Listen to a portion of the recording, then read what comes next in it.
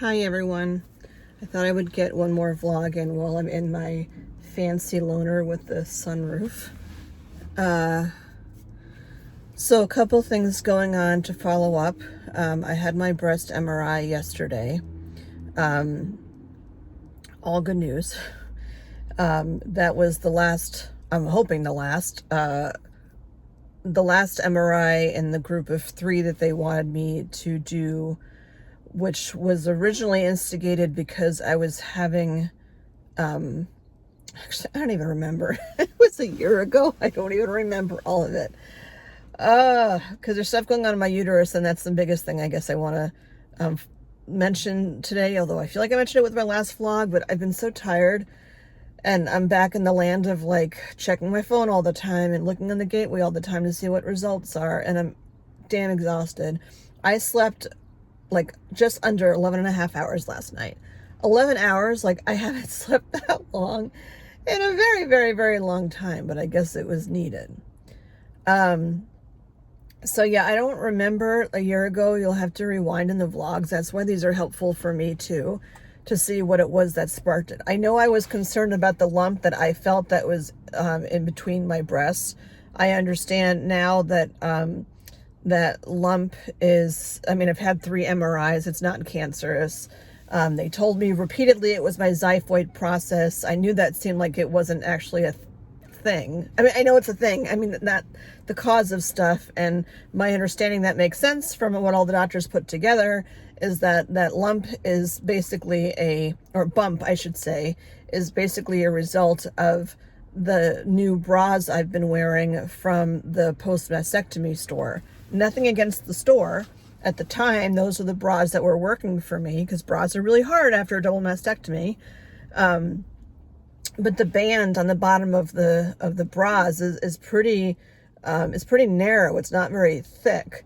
So you know, your body just has to get used to like having things pushing up against it in different ways. Before I got breast cancer, I would wear underwear bras. I'm not wearing underwires anymore. They just won't work. I've tried it. The implants are just too they're too solid. They're not malleable enough to be able to like effectively use an underwire. Anyway, so my understanding is it's like where the strap, or where the whatever, I'm not wording, I'm so tired. Where the thing that goes around was like rubbing up against, the band was rubbing up against this one spot. And normally my boobs would be there to give it some cushion, but because of the implants, my boobs obviously look different. And it was just hitting in a different way. And then, you know, fast forward over, I don't know when I went to the post-mastectomy store. I mean, well over a year ago, maybe 2, I don't even know, but long enough that, that's what it's from. One doctor or somebody told me that that wasn't what it was, because then you'd see abrasion on the top of my skin. But there's nothing to make it like abrased on the top of my skin. So the nurse at the, or maybe it was the doctor, I can't recall, at the breast center, my breast surgeon is no longer there because she moved to Texas, but they were the ones that said, you know, oh yeah, we see this all the time. We see this all the time, and this is what happens, and, you know, just reevaluate was a few different kinds of bras.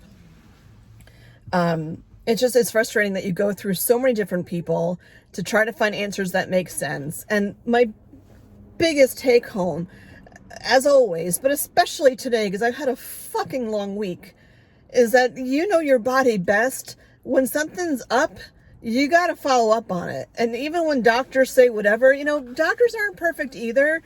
No one knows your body better than you do.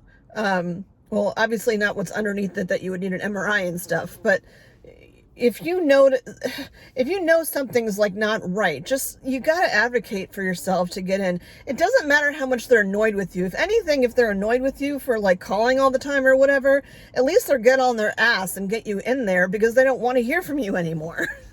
So like, I called the nurse at my gynecologist. I don't even know how many times, sometimes asking the same questions 4 times. But I'm like, you know, I've been through a cancer scare before where I actually did end up having cancer.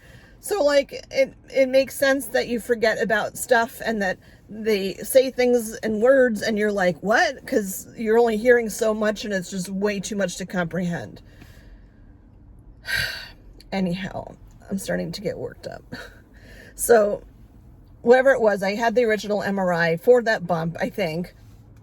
And when they had that MRI, it was the same timing of when my mom, shortly before my mom passed. And I remember being in the nursing home next to her, and I see a phone call from Newton Wellesley, and I'm like, I can't handle my mom passing and whatever's, because I knew they were calling about the MRI. It was the day after the MRI that they called. And I'm like, it wouldn't be something good if they called me the day after the MRI, typically. And she said I need to come in for a follow-up or whatever it was I had to come in for. I honestly don't even remember. And I said, like, when I had breast cancer, they said they had me come in like the next day, maybe 2 days after or something. And I asked them, like, when do you need me to be in by? Like, when do I have to have these tests? And she said, don't let it go past next week. And my mom passed on a Sunday. And then I came back to Massachusetts and went, a couple of days later to get everything done. And with her passing, obviously, like, my head's not all there either. All right. So I had a follow-up MRI 6 months later, which would have been like December. Oh, it was right before Christmas. It was December 23rd at nighttime. It was December 23rd at like 9:00 at night.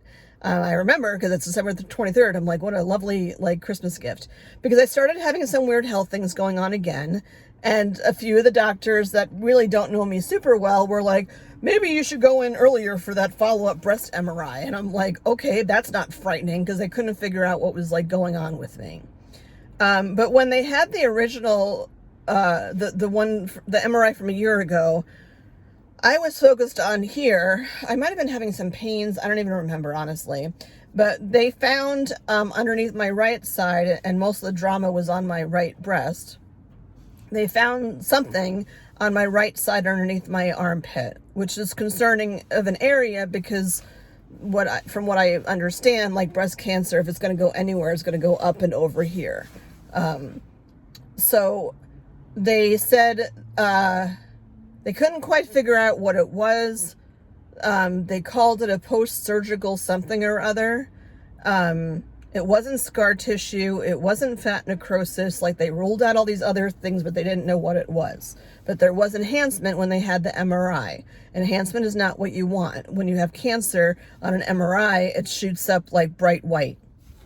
So they saw like an elevated amount of whiteness. So I had the follow-up in December. I don't honestly recall the results. I'm so tired. I had the follow-up in December, and they said, like, it hadn't grown in size, I believe. I don't know. You'd have to rewind back to December. Isn't that awful? I just don't remember. I'm just so tired. But they wanted me to have another MRI 6 months after that, which brings me to the one I just had yesterday.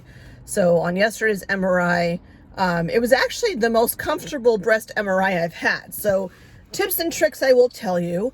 Bring a scrunchie to put your hair back, because it's a pain in the ass if you have long hair to like have hair in your face, because an MRI, you're on your stomach. For me, they use contrast dye. I think mostly with breast MRIs they do, because it helps them see. Contrast dye for MRIs is not the same as contrast dye for CT scans. Again, I'm not a medical doctor. I'm going by my own experience and from what I've learned. I am allergic to the contrast dye for CAT scans because it's iodine based.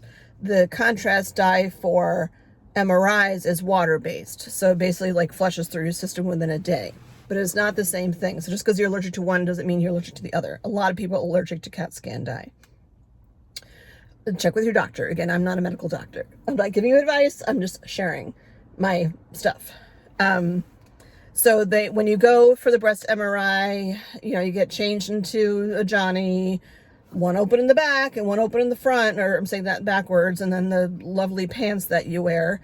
Another trick of the trade is when you put the pants on, you might want to put the strings in the back instead of the front, even though I know the pants then would be on backwards, but then when you're leaning on the actual table, you don't have like a knot or a bow sticking into your stomach.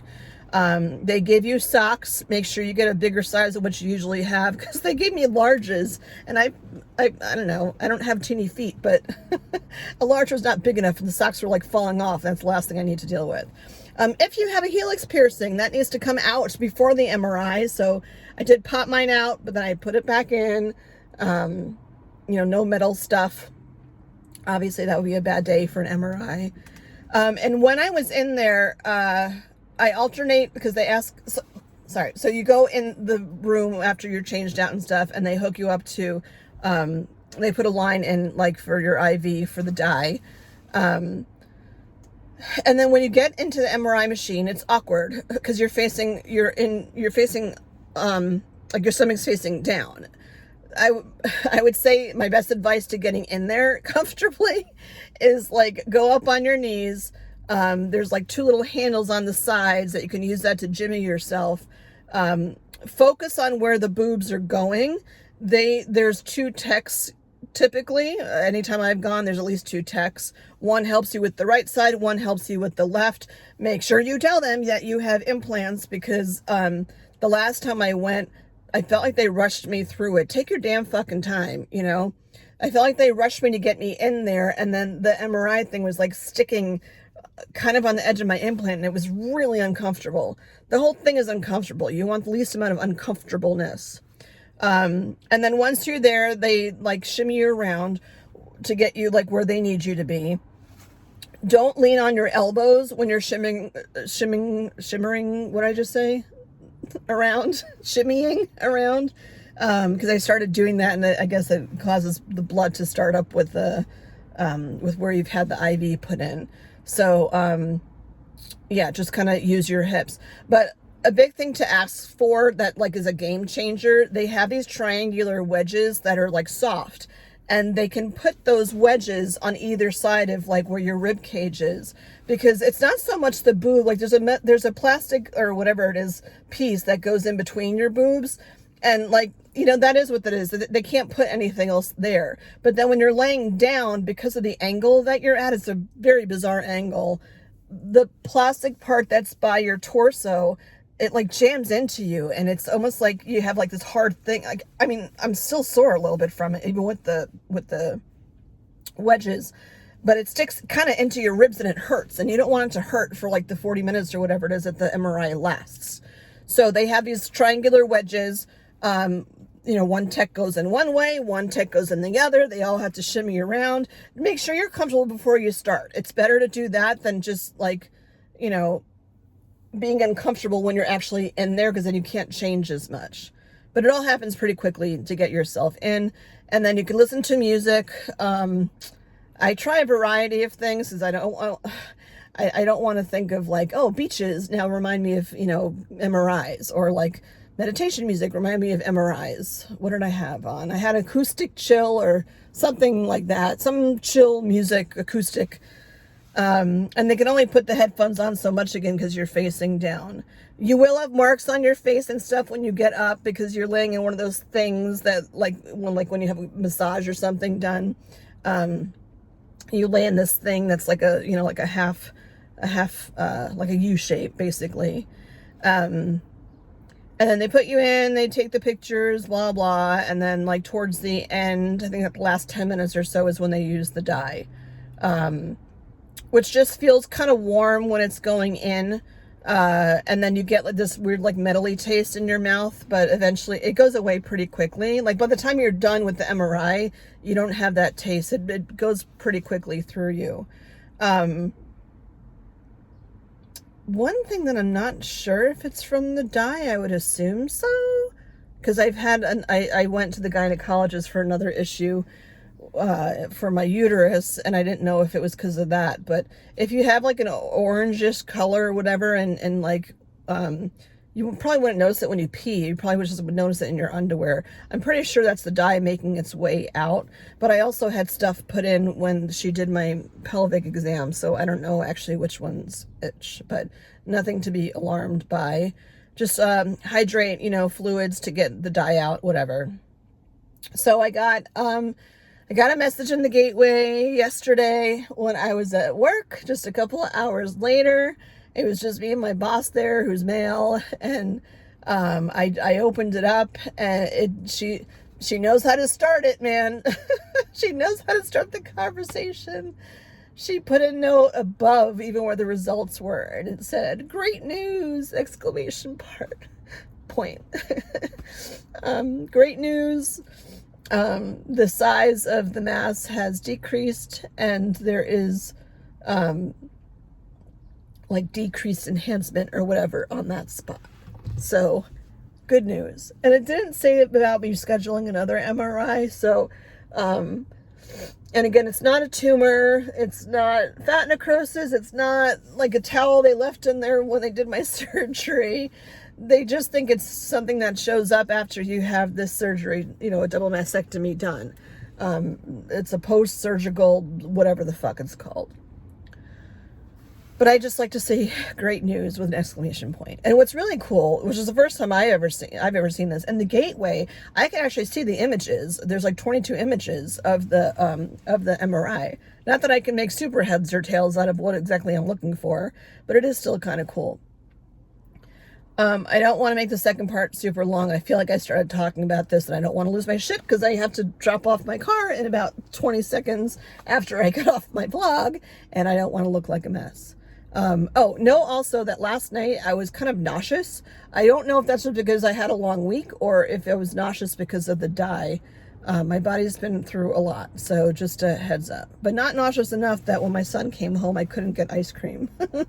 So I had a small amount of ice cream and it was really good. So what's next? So Monday, today's Saturday. So Monday I have the last of my nipple tattooing.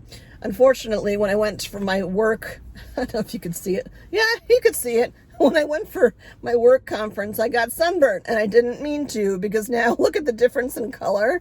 Yeah, I'm trying to put on aloe and get that to be the same color because I don't want to screw up the coloring from my nipple tattoo.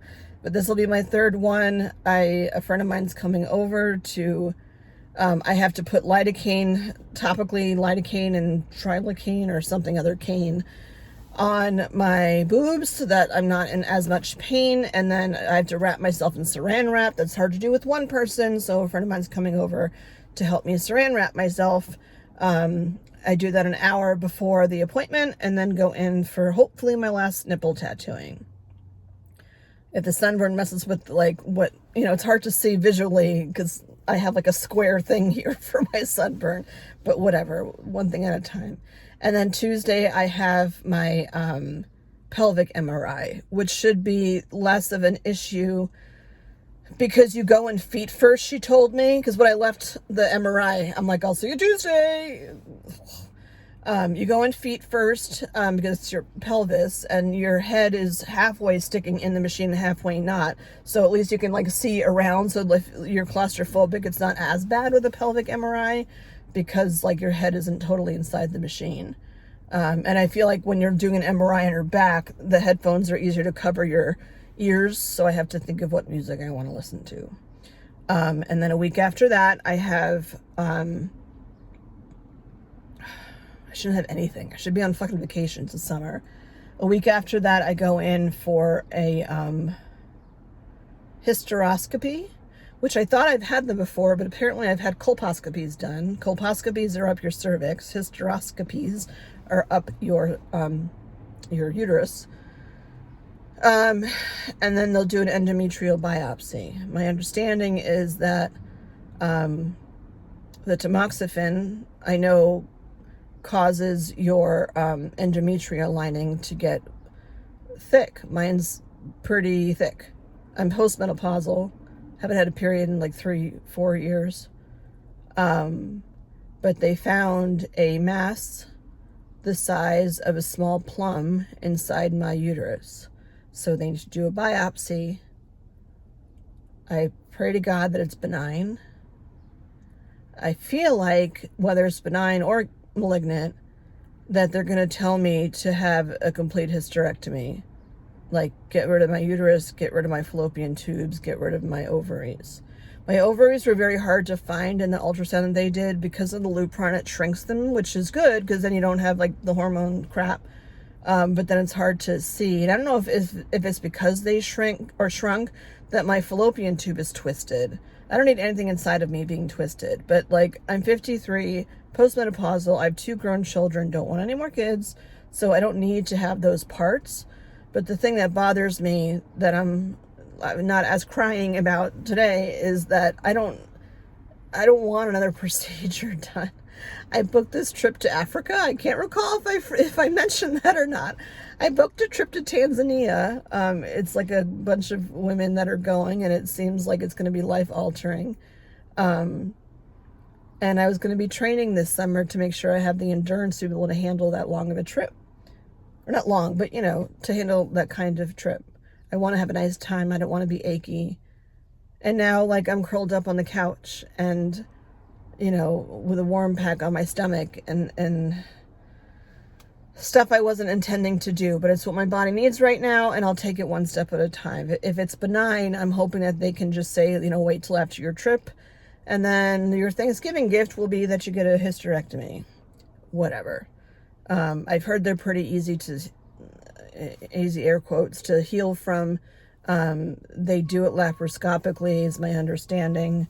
Wonder if it changes the size of your belly button. If you know that, please stick something in the comments, because I don't know if it's laparoscopic and they're going in, like, if you're taking a plum out of my belly button, does it just go back to its original shape? Like, can you imagine having a belly button the size of a plum?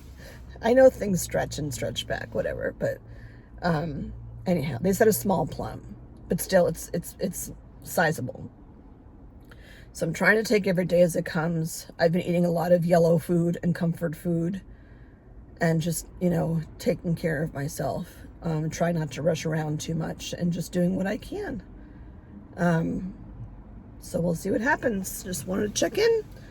Enjoy the car because this will be gone in like 10 seconds. Yeah, so prayers. Although by the time I upload this, it'll be like 6 months down the line, but prayers and well wishes. And if it is a hysterectomy I just need all the vibes that it goes smoothly. And I pray that it's not malignant, because I don't want to have like 2 kinds of cancer, because that will suck. Just to like have that. But I can't think that far ahead. It's like one step at a time is all I can do. All right, that's it. I'll keep you posted. I got a lot of appointments, so you'll be seeing a lot of me in the next couple weeks. All right, later baiter. Baiter? What's a baiter? I don't know. Later gator, later mater, later chater, later